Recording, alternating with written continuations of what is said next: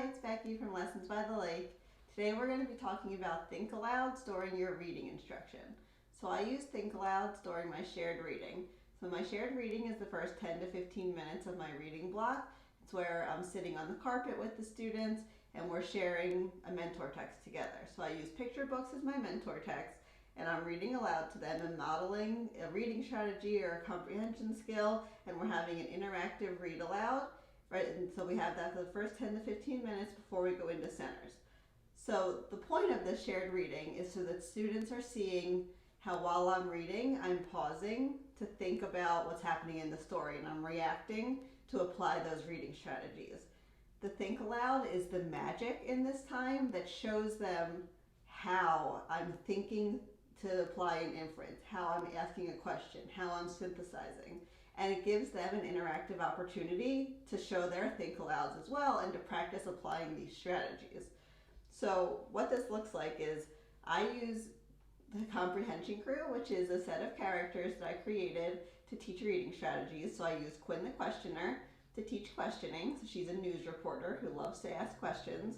And each character has a sentence frame that they always use. So while I'm modeling my Think Alouds, I'm using the sentence frame, I wonder, and a question word.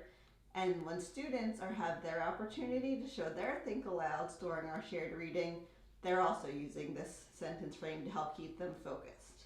So while we're going through the book, I'm stopping to show them habits of good readers. I'm showing them how I'm interpreting the pictures, how I'm responding to the text, and how your interaction and your thoughts are really leading to what your understanding about the story. So it's really building that rich comprehension.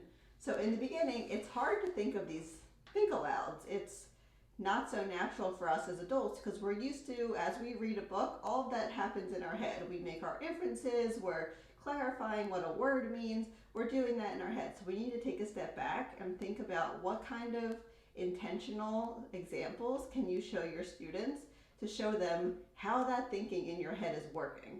So when I start off, I always use a lesson plan to help me out. So this is what my shared reading lesson plan looks like.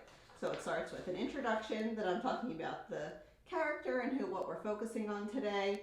I tell a teaching point for why this comprehension strategy is important, and then I go into the modeling. So I always read a couple pages and I write down the questions or inferences, whatever I'm focusing on that day. And I always write a few. I write more than I need because sometimes I find that on the spot, especially when I first started doing this, the things that I was thinking of as I was reading may not be the most meaningful examples for my students. So I tried to be really intentional with planning what I should be saying.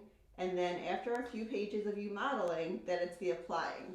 So students are getting their chance to raise their hand and show their thinking and use the sentence frame to model their Think Alouds. And it's so interesting for them to see that they're not all thinking the same thing, and they might not be thinking the same thing as me. So it's creating that habit that while you're reading, they're already thinking about applying the reading strategy and they're excited to share with you. So they always use the same sentence frame to help keep them focused and use the strategy correctly. So they're watching you do it and then they get their chance to do their Think Alouds. So this is a lesson plan that I used with Goldilocks. I do the picture book over 5 days. So we only read a few pages of the book a day because it really leaves time during that 10 to 15 minute shared reading for those rich, meaningful Think Alouds and the students' opportunity to demonstrate their Think Alouds as well. So let me show you what this would look like. So this is Goldilocks book that I love to use with my students.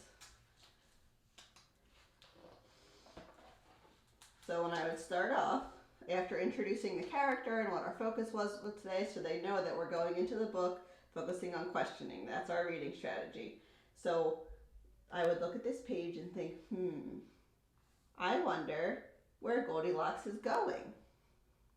I could tell them that I noticed that she's walking along a path. I wonder what Goldilocks is smelling in the air.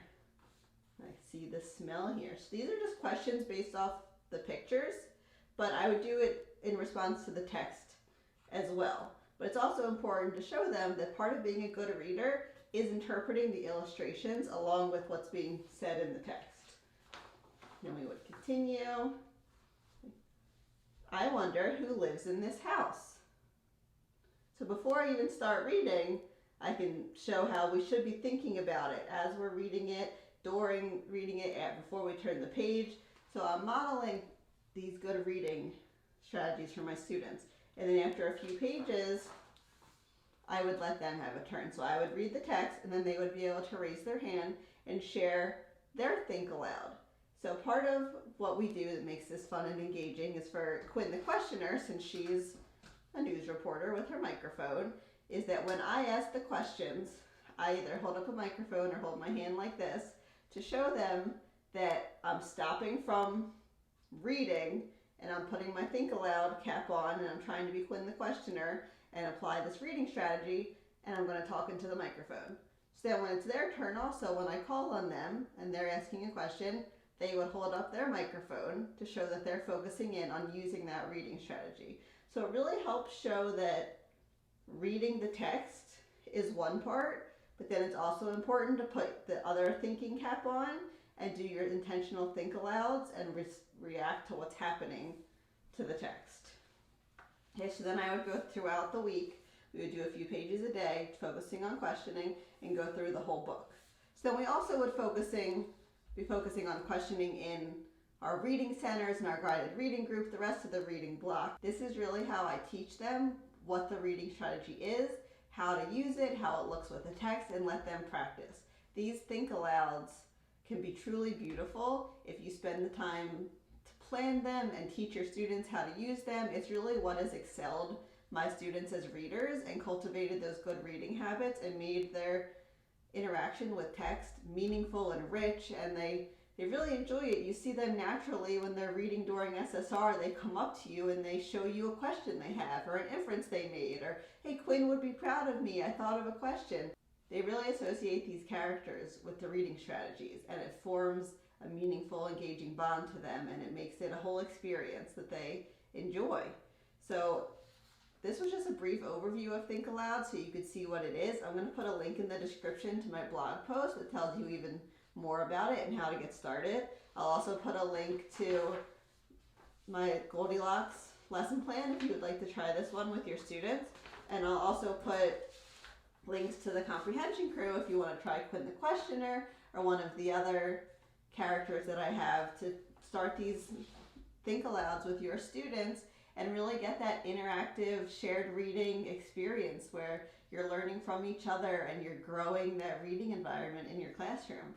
If there's anything that I can do to help you get started with Think Alouds, please send me an email, send me a message on Instagram, however you want to contact me. I'm happy to talk to you about it or a specific book that you want to use and help you get started using this in your room today. I'm very passionate about Think Alouds, and I think that it truly excels your students learning to read and interacting with the text and having those meaningful experiences. So let me know what I can do to help, and thank you for stopping by.